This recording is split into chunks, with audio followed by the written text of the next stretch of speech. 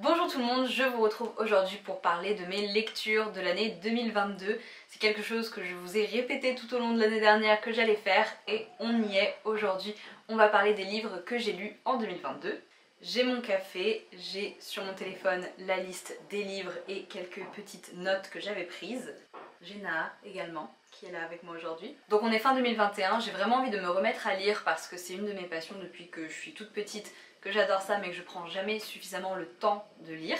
Et je découvre par hasard ce roman d'Ogawa Ito, La papeterie Tsubaki. Je sais plus comment je l'ai découvert mais en tout cas je suis trop contente d'avoir découvert Ogawa Ito et ce livre puisqu'il m'a vraiment donné envie de lire davantage en 2022, donc j'en ai fait une de mes bonnes résolutions.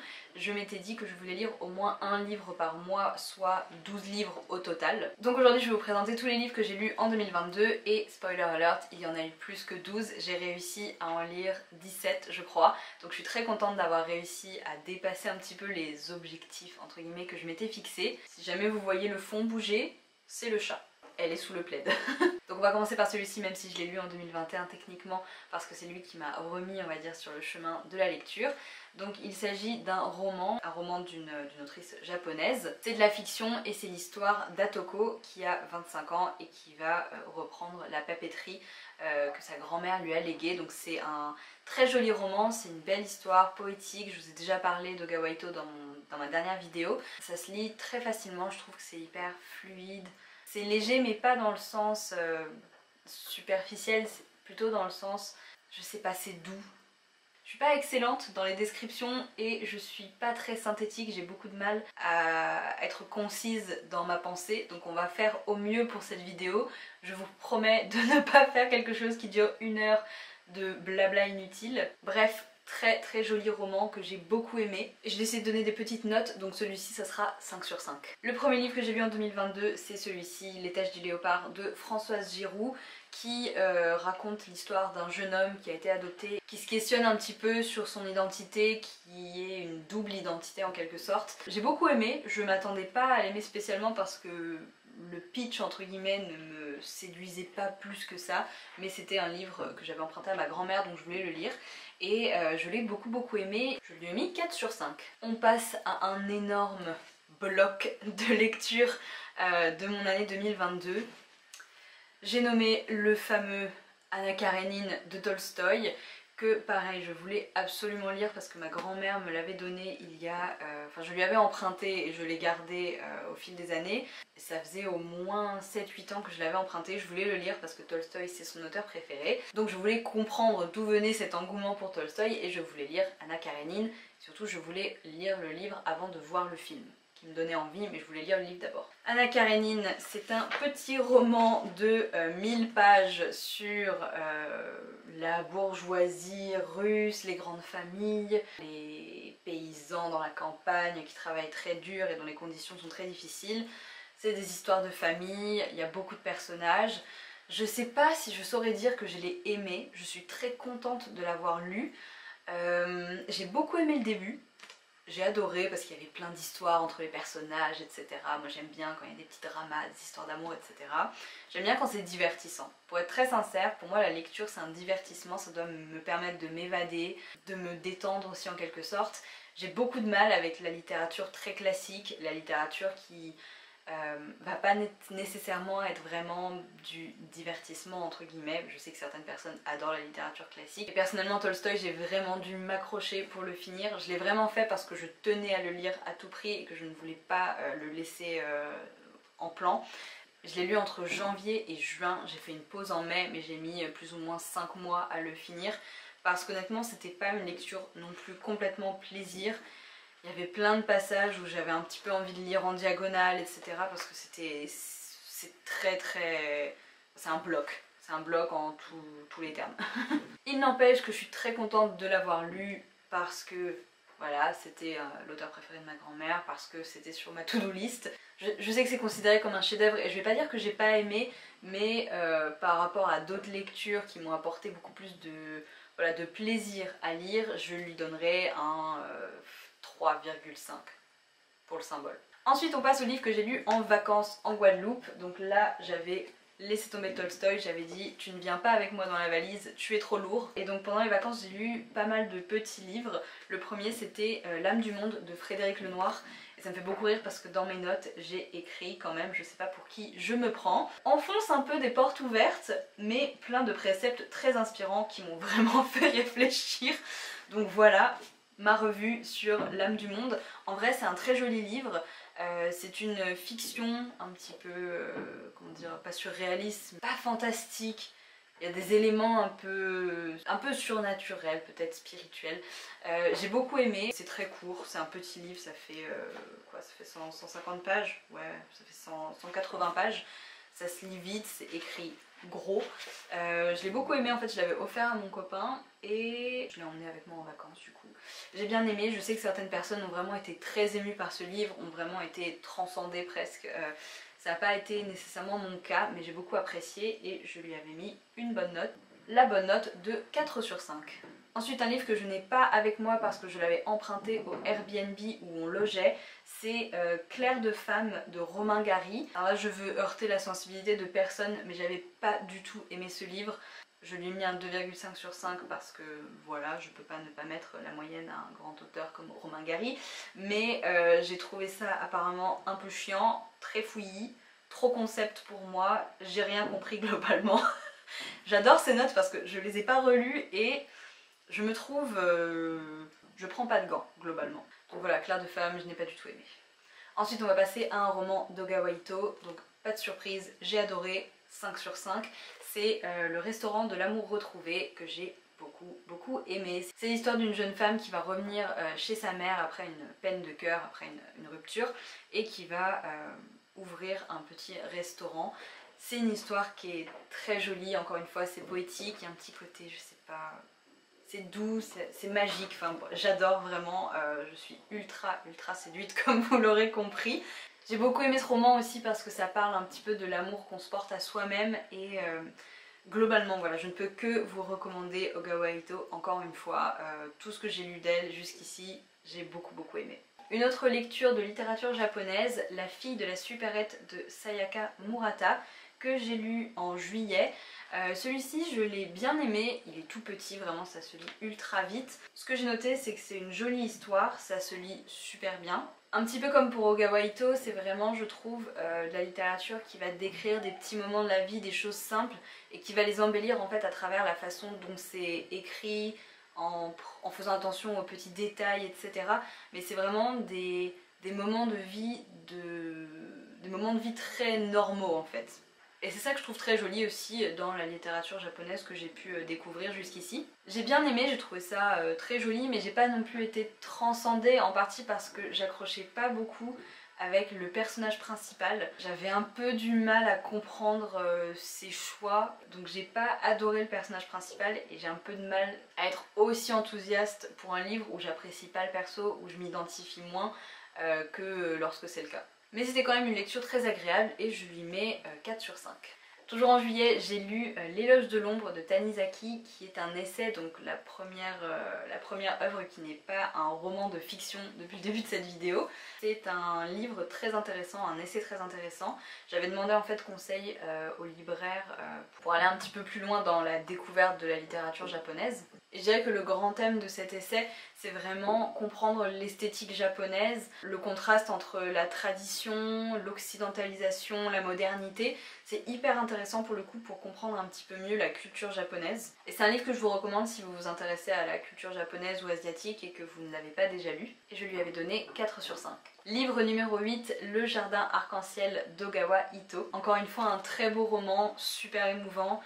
J'ai pleuré pendant 30 pages d'affilée vers la fin parce que vraiment c'était beau et triste et je l'ai juste trop aimé, celui-là il m'a vraiment touchée. Petit trigger warning quand même sur celui-ci, ça parle de choses un petit peu intenses par moments comme la maladie, les TS, donc voilà si jamais. Mais sinon c'est vraiment un très beau livre, ça parle de famille un petit peu recomposée, spéciale. Ça parle d'homosexualité, ça parle d'acceptation par la société, c'est vraiment un très beau roman que je vous recommande chaudement encore une fois. Lecture numéro 9, La vérité sur l'affaire Harry Kéber de Joël Dicker. Celui-ci, je l'ai adoré. C'est rare que je lise des romans policiers tout simplement parce que j'ai trop peur. J'ai pas nécessairement regardé énormément de quoi ça parlait avant de l'acheter. Tout le monde en parlait, donc je me suis dit peut-être que ça serait intéressant de le lire, parce que je voyais vraiment waouh, un enthousiasme général sur ce livre. Donc je l'ai acheté, je l'ai adoré, je l'ai dévoré en 5 ou 6 jours je crois, vraiment je l'ai trop aimé. Je sais pas si c'est très nécessaire que je vous le présente, mais du coup c'est une enquête sur la disparition d'une jeune fille. Le personnage principal est écrivain, donc on a un peu cette ligne floue entre fiction, réalité qui est super intéressante. Et vraiment celui-ci j'étais tenue en haleine tout le long, je l'ai adoré. Je connais qu'une personne qui ne l'a pas apprécié, donc franchement si jamais je vous conseillerais quand même de tenter le coup parce que moi j'ai beaucoup aimé et je lui ai mis 5 sur 5. Également en août, j'ai lu Chanson douce de Leila Slimani, qui est donc un roman qui raconte l'histoire d'une famille un peu bobo parisienne qui va s'attacher à sa nounou, la nounou des 2 enfants, et il y a un drame. C'est un roman qui est facile à lire, mais qui est dur dans les mots et dans l'histoire. Il a eu le prix Goncourt, c'est un très bon livre. C'est pas nécessairement la lecture que j'ai le plus aimée de l'année, mais un très bon livre que je vous recommande de lire si vous avez un minimum le cœur accroché, parce que c'est quand même une lecture assez difficile par moment. Ça se lit rapidement, je pense que je l'avais lu en 4 ou 5 jours et je lui ai donné une note de 4 sur 5. Ensuite, toujours en août, j'ai lu La formule préférée du professeur de Yoko Ogawa. Donc celui-ci, c'est l'histoire d'une aide ménagère qui va aller travailler chez un ancien professeur de mathématiques, un ancien mathématicien, qui a eu un accident et qui a donc un souci de mémoire, et tous les 80 minutes, sa mémoire se reset et il oublie. Donc c'est une histoire en fait autour de ce mathématicien, ce monsieur âgé, l'aide ménagère et le fils de l'aide ménagère qui a 10 ans, et ils vont tisser ensemble une relation qui est très belle, très émouvante. C'est un livre que j'ai beaucoup aimé, mais j'ai eu du mal à me mettre dedans au début. C'est ce que je me suis noté d'ailleurs, pas de coup de cœur au début. Le milieu c'était un peu dur de rester accroché, mais j'ai beaucoup aimé la deuxième moitié. C'est un livre voilà, qui est très émouvant, mais il faut vraiment se mettre dedans. Je crois que j'avais lu la revue d'une copine qui disait que c'était un livre qui était très dense en fait. Et effectivement, il y a beaucoup de termes mathématiques. Par exemple, à des moments, ils expliquent, en fait, le professeur explique des choses du coup à l'aide ménagère et au fils. Il explique des principes de mathématiques. Moi, pour le coup, c'est vraiment pas mon délire. Et c'est vrai qu'il y a des passages un petit peu autour de ça. Ça reste un très joli livre, l'histoire est vraiment belle, mais c'est vrai que des fois il faut un peu s'accrocher, donc pour ça je lui avais donné 3,5 sur 5. Ensuite, une lecture pur divertissement que j'ai qualifié sur Instagram en story, je crois, de ma lecture la plus honteuse de 2022, ce qui est bête parce qu'il ne faut pas avoir honte de quoi que ce soit. Et celui-ci, je l'ai pas adoré, j'ai mes notes et c'est un petit peu salé. C'est Hadès et Perséphone de Scarlett Sinclair. Donc c'est vraiment le roman young adult, fantasy, etc. dont je suis très cliente. Donc ce que je me suis noté pour celui-ci, c'est pas génial, assez mal écrit ou traduit, je ne sais pas, parce qu'il est en français, je l'avais juste pris chez Monoprix, j'ai vu, je trouvais la couverture assez sympa, je me suis dit oh ça va être une lecture un petit peu légère et rigolote, mais j'ai trouvé ça, désolée, assez cheap. Je trouve l'intrigue, elle est vraiment ultra basique des romans légers, etc. C'est pas mauvais, mais c'est pas transcendant non plus. Lecture sympa, mais vraiment sans plus, et je lui avais quand même mis 3 étoiles. Voilà, ça se lit, évidemment ça se lit parce que c'est une histoire un petit peu d'amour, on est pris dedans, etc. Donc on a envie de savoir ce qui va se passer, mais c'est pas de la qualité, on va dire. Voilà, désolée à tous les fans de Scarlett Sinclair pour cette revue un peu cinglante. Ensuite, une lecture que j'ai beaucoup plus appréciée, l'affaire Alaska Sanders de Joël Dicker, qui est donc la suite de l'affaire Harry Kéber. Mes notes, super lecture, très prenant, pas autant un coup de cœur que l'affaire Harry Kéber, quelques similitudes dans le récit du coup pour ceux qui l'auraient déjà lu, et c'était moins une découverte du style de l'auteur pour moi, donc ça m'a moins fait un effet waouh. Pour vous le pitcher, c'est donc une suite et le même écrivain revient et enquête sur un meurtre. Donc encore une fois on suit toute l'enquête, c'est vraiment super prenant, c'est un type de roman que je ne savais pas que j'appréciais, mais même si ça fait un petit peu peur, je dois le dire, je suis vraiment prise dedans. Donc voilà, j'ai beaucoup aimé et je lui ai donné 4 sur 5. Il nous reste quelques livres pour cette vidéo, on va passer notamment à des livres que je n'ai pas avec moi parce que c'est en septembre je crois que j'ai acheté ma Kindle et à partir de ce moment-là j'ai acheté pas mal d'e-books. Donc ensuite je voulais vous parler d'une série de livres d'une autrice qui s'appelle Colleen Hoover, qui est américaine je pense, que j'ai découvert en fait grâce à Tara Michel. Je sais pas si vous la suivez, c'est une youtubeuse que moi j'aime beaucoup, j'adore ses vlogs et je sais qu'elle lit énormément de livres de Colleen Hoover, donc j'ai eu envie de découvrir. Donc j'ai commencé par lire It Ends With Us, qui s'appelle Jamais Plus en français, et c'est un roman fiction, je dirais un peu romance. Donc c'est l'histoire de Lily qui grandit dans une famille où sa mère est battue par son père, et on va voir l'impact que ça a sur ses relations à elle lorsqu'elle est adulte ou même ado d'ailleurs. Donc on va avoir toute une partie du roman qui va être autour d'une de ses anciennes histoires d'amour, donc quand elle était ado justement, avec un garçon qui s'appelle Atlas, et on va avoir également toute une partie sur sa nouvelle relation, donc dans le temps présent on va dire. Je dirais que c'est un roman que j'ai beaucoup aimé lire, mais parfois il y avait peut-être des choses qui étaient un peu trop simples, des choses pas très subtiles, et c'est des petits éléments mais qui peuvent un petit peu parfois me déranger dans ma lecture personnellement. Donc pour le premier tome, puisqu'il me semble que c'est une série de 2 romans, donc le premier tome It Ends With Us, je lui avais mis la note de 3,5, et le second It Starts With Us, qui est donc la suite, je l'ai beaucoup aimé, je l'ai plus aimé que le premier. J'ai bien aimé la série de façon générale, j'étais vraiment triste quand j'ai fini le deuxième parce que je m'étais attachée au personnage, mais j'ai beaucoup plus aimé le deuxième tome que le premier. Donc le second tome, j'ai pas trop envie de vous parler de l'histoire parce que je veux pas vous spoiler si jamais vous aviez envie de le lire, mais c'est la suite du premier tome, c'est encore une fois une histoire d'amour. C'est très joli, c'est très émouvant. Les personnages je trouve sont bien développés, par contre ça c'est quelque chose qui est cool. C'est pas la plus grande littérature du monde mais ça se lit super bien, c'est très divertissant, donc je vous recommande. Et pour le second tome j'avais mis 4,5 sur 5. Comme j'avais quand même globalement vraiment bien aimé la première série de romans de Colleen Hoover que j'avais lue, je me suis dit je vais lire autre chose et j'ai choisi Verity, qui était super bien classé dans les romans de Colleen Hoover. Je pense qu'il y a une fanbase de Colleen Hoover assez importante. Malheureusement je ne l'ai pas vraiment aimé, j'ai eu beaucoup de mal à accrocher au personnage principal. J'aimais pas trop le personnage principal, donc encore une fois comme je vous l'avais déjà dit, bah, ça m'aide pas à rentrer dans l'histoire. L'intrigue elle est prenante, ça donne vraiment envie en fait de continuer à lire, on est un peu intrigué.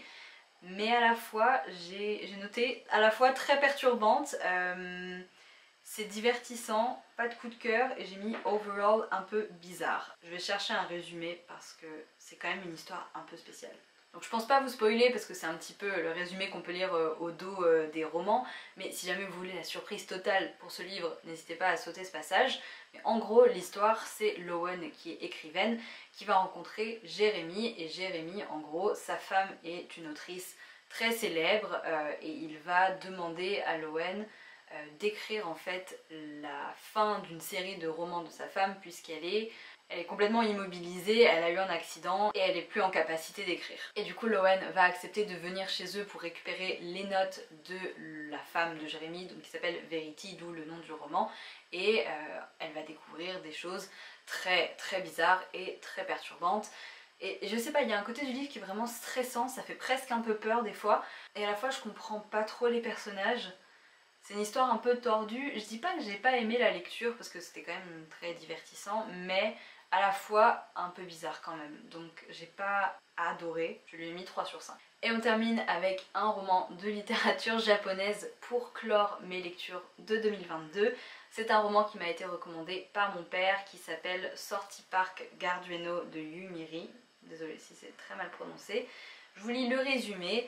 Dans le parc d'Ueno à Tokyo, un homme âgé s'est installé. Comme les autres sans logis, il a construit une cabane de bâches et de planches. Il écoute la beauté et la misère mêlées. Mais les opérations spéciales de nettoyage sont de plus en plus nombreuses. Il faut sans attendre effacer toute trace de campement et disparaître. C'est un roman qui est tout petit, vraiment c'est très court.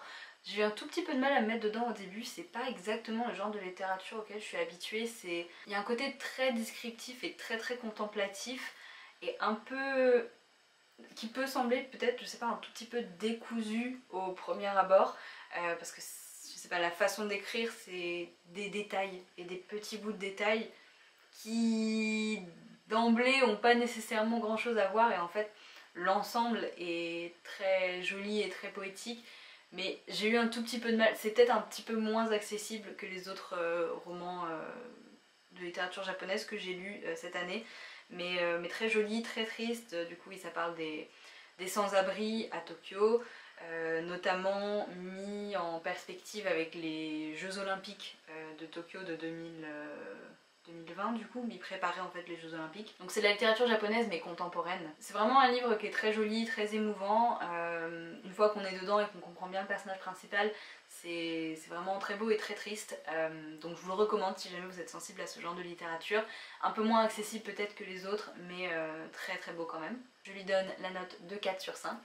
Et voilà, c'est fini pour cette vidéo de mes lectures 2022. J'espère que ça vous a plu. J'ai essayé de rentrer un petit peu dans le détail, mais pas trop parce que j'avais peur que cette vidéo soit très longue. Donc n'hésitez pas à me dire ce que vous en pensez, n'hésitez pas à me dire si vous pensez que ça mériterait d'être amélioré pour la prochaine fois. Par exemple, si vous aimeriez que je rentre plus dans le détail, que je fasse des vidéos plus fréquemment plutôt qu'une fois par an. Je sais pas si je pourrais, parce que comme vous le savez, je n'ai pas beaucoup de temps pour faire des vidéos YouTube puisque je travaille à côté et j'ai plein de projets et plein de choses. Et j'ai beaucoup de mal à me dégager du temps pour YouTube malheureusement, mais en tout cas si jamais ça vous plaît, n'hésitez pas à me le dire, n'hésitez pas à me dire si vous voudriez voilà, des vidéos, je sais pas, tous les trimestres avec moins de livres mais plus rentrer dans le détail, etc. Je vous listerai tous les livres, tous les liens, etc. si jamais vous souhaitez aller découvrir ça par vous-même, si vous voulez plus d'infos. Et n'hésitez pas à me dire en commentaire quel livre vous avez lu en 2022 ou s'il y en a en particulier qui vous ont marqué. J'adore vous lire, vous le savez. Donc voilà, j'espère que cette vidéo vous a plu et je vous retrouve pour d'autres vidéos très bientôt. Ciao!